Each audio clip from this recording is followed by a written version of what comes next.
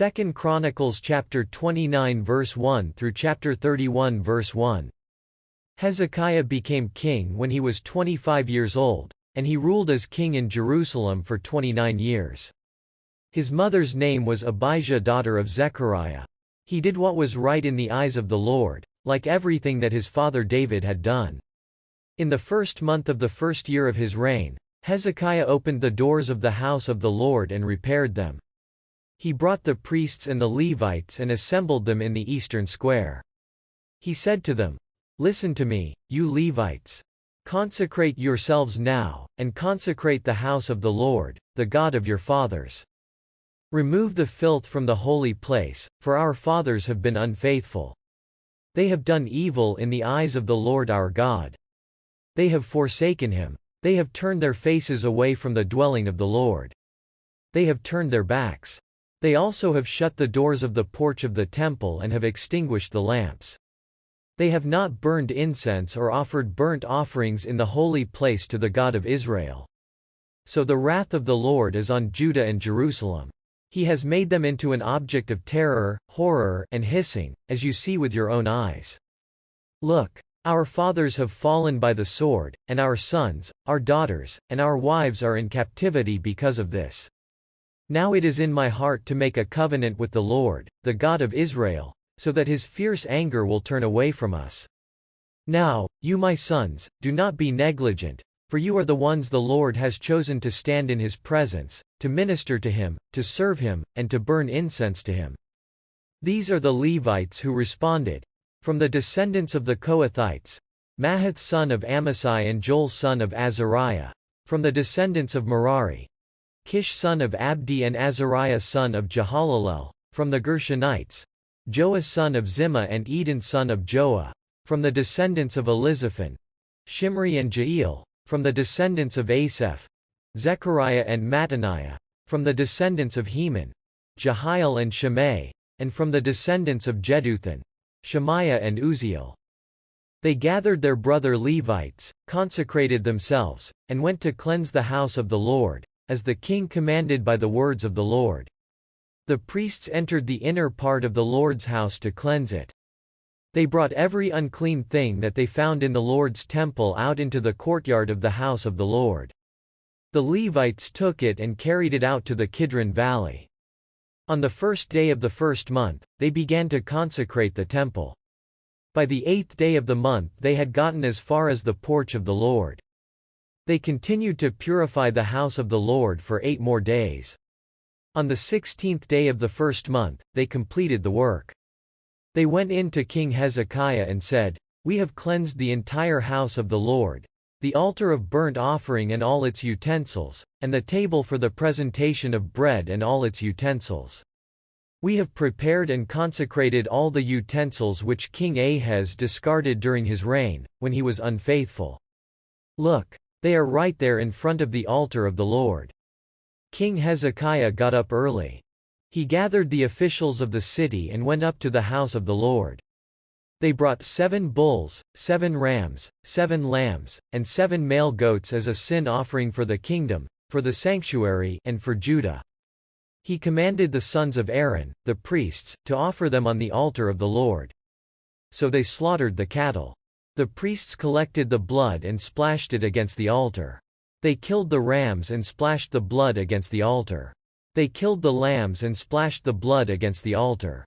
Then they brought the male goats for the sin offering to the king and the assembly, and they laid their hands on them.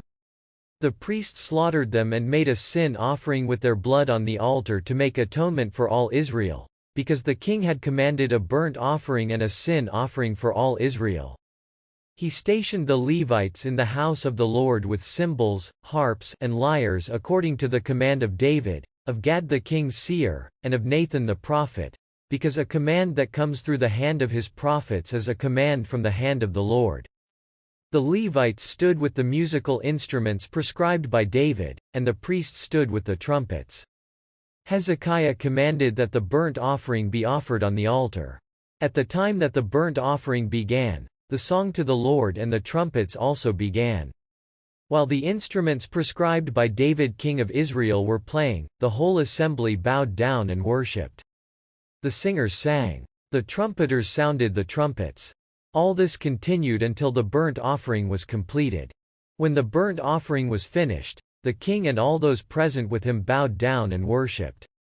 King Hezekiah and his officials commanded the Levites to sing praises to the Lord with the words of David and of Asaph the seer. They sang glad praises and bowed down and worshipped.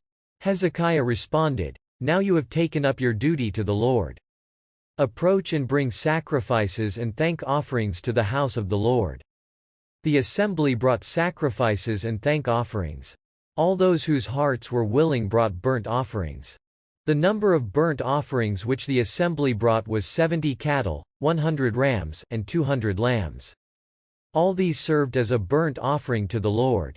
The consecrated offerings consisted of 600 cattle and 3,000 sheep. But the priests were too few to be able to skin all the burnt offerings.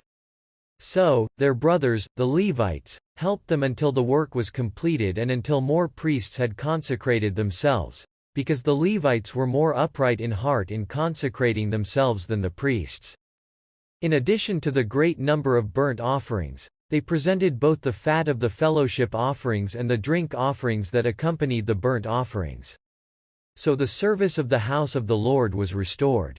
Hezekiah and all the people rejoiced because God had restored this for the people, and all this had been done very quickly. Hezekiah sent messengers to all Israel and Judah.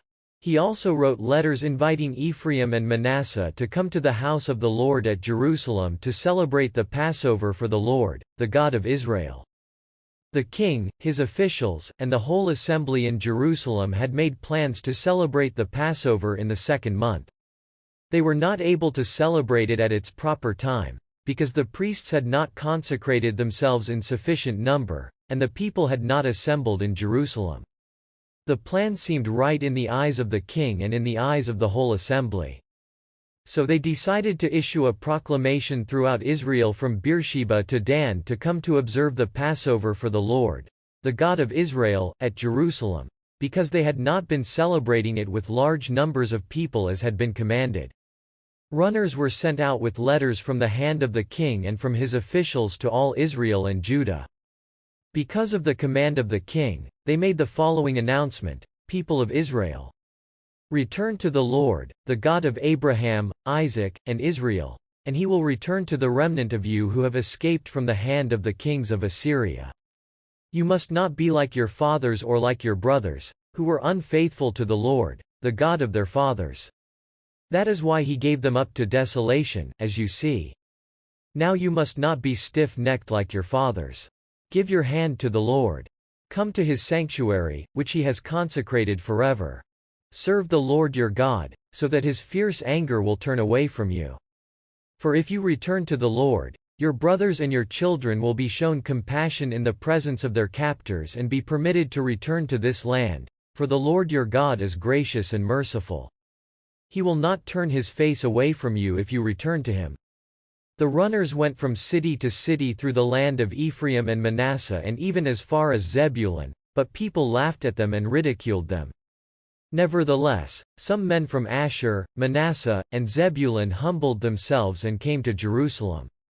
But in Judah the hand of God was present to give them one heart to follow the command of the king and the command of the officials, in agreement with the word of the Lord. Many people gathered in Jerusalem to keep the festival of unleavened bread in the second month, a very great assembly. They quickly removed the altars from Jerusalem. They took away all the altars for burning incense and threw them into the Kidron Valley. They slaughtered the Passover lambs on the 14th day of the second month. The priests and the Levites had been put to shame, so they consecrated themselves and brought burnt offerings into the house of the Lord. They took up their positions as prescribed in the law of Moses, the man of God. The priests splashed the blood, which was given to them by the Levites, against the altar. Because many of the assembly had not consecrated themselves, the Levites carried out the slaughtering of the Passover lambs for everyone who was not ceremonially clean, to make them holy to the Lord.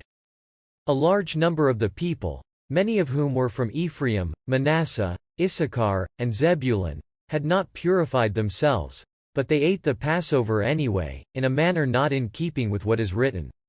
So Hezekiah prayed for them. May the good Lord pardon everyone all around, that is, everyone who seeks God the Lord, the God of his fathers, with all his heart, even though he does not have the ceremonial purity required by the holy place. The Lord heard Hezekiah and healed the people. The people of Israel who were present in Jerusalem observed the festival of unleavened bread for 7 days with great rejoicing. The Levites and the priests praised the Lord day by day with loud instruments for the Lord. Hezekiah encouraged the hearts of all the Levites, who displayed wonderful skills in service of the Lord. They ate the food of the festival for the appointed 7 days, presenting fellowship sacrifices and giving thanks to the Lord, the God of their fathers. The entire assembly agreed to celebrate for another 7 days.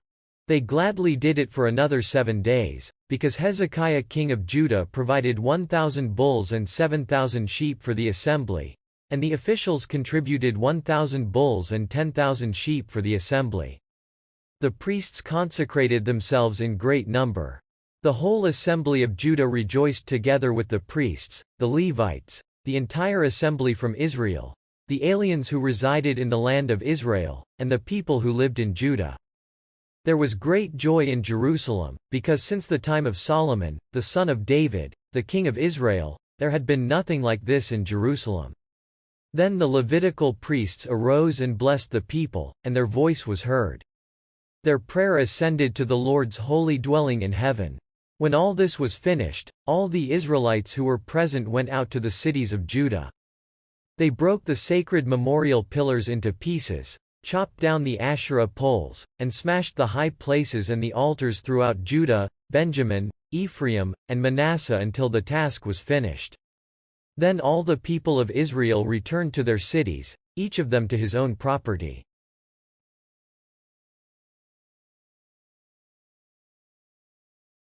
Second Kings chapter 22 verse 1 through chapter 23 verse 27. Josiah was 8 years old when he became king, and he ruled for 31 years in Jerusalem. His mother's name was Jedidah daughter of Adiah from Bozkath. He did what was right in the eyes of the Lord.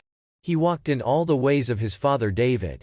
He did not turn aside to the right or to the left. In King Josiah's 18th year, the king sent the secretary, Shaphan son of Azaliah son of Meshullam, to the house of the Lord, saying, "Go up to Hilkiah the high priest and have him weigh out the entire amount of silver which has been brought to the house of the Lord, which the gatekeepers have received from the people. It is to be given to those who are appointed to supervise the work on the house of the Lord. They are to give it to those who are working in the house of the Lord to repair the damage to the temple. Give it to the craftsmen, builders, and stonemasons so they can buy wood and quarried stone to repair the damage. But no accounting is to be demanded for the silver which is given to them, because they are acting honestly." Then Hilkiah the high priest said to Shaphan the secretary, "I have found the book of the law in the house of the Lord." Hilkiah gave the scroll to Shaphan, and he read it. Then Shaphan the secretary went to the king and reported, "Your servants have paid out the silver which was found in the temple, and they have given it to those who are appointed to supervise the work on the Lord's house." Shaphan the secretary told the king, "Hilkiah the priest has given me a scroll." Then Shaphan read it in the presence of the king. When the king heard the words of the book of the law, he tore his clothes. Then the king commanded Hilkiah the priest, Ahikam son of Shaphan, Achbor son of Micaiah, Shaphan the secretary, and Isaiah the servant of the king, "Go and inquire of the Lord for me and for the people and for all of Judah concerning the words of this book, which has been found. For the Lord's wrath which is burning against us is great, because our fathers did not listen to the words of this book and do everything which was recorded for us." Then Hilkiah the priest, with Ahikam, Achbor, Shaphan, and Isaiah, went and spoke to Huldah the prophetess, the wife of Shallum, who was the son of Tikvah, who was the son of Harhas, the keeper of the vestments. She was living in Jerusalem in the 2nd district. She gave them this message: "This is what the Lord, the God of Israel, says. Tell the man who sent you to me that this is what the Lord says. Look, I am bringing disaster on this place and on its inhabitants, everything written in the book which they read before the king of Judah, because they have forsaken me and have burned incense and offerings to other gods, so that they provoked me to anger with all the works of their hands. My anger will be poured out on this place. It will not be quenched. This is what you will say to the king of Judah, who sent you to inquire of the Lord. The Lord, the God of Israel, has spoken the words which you have heard. But because your heart was repentant and you humbled yourself before the Lord when you heard his words against this place and its inhabitants, that it would be desolate and cursed, and you have torn your clothes and have wept before me, even I, have heard you, says the Lord. Therefore, be aware of this. I will gather you to your fathers. You will be gathered to your grave in peace. Your eyes will not see all the disaster I will bring upon this place and its inhabitants. They brought this message back to the king. Then the king summoned all the elders of Judah and Jerusalem. The king went up to the house of the Lord, and every man of Judah and all the inhabitants of Jerusalem, the priests and the prophets and all the people from the least to the greatest, went with him. In their hearing he read all the words of the book of the covenant, which had been found in the house of the Lord.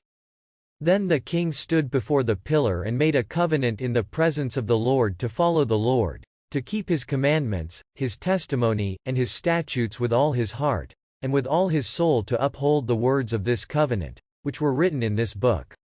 Then all the people affirmed this covenant. Then the king commanded Hilkiah the high priest, the lower-ranking priests, and the gatekeepers that they should remove from the temple of the Lord all the articles which had been made for Baal, for Asherah, and for the whole army of the heavens.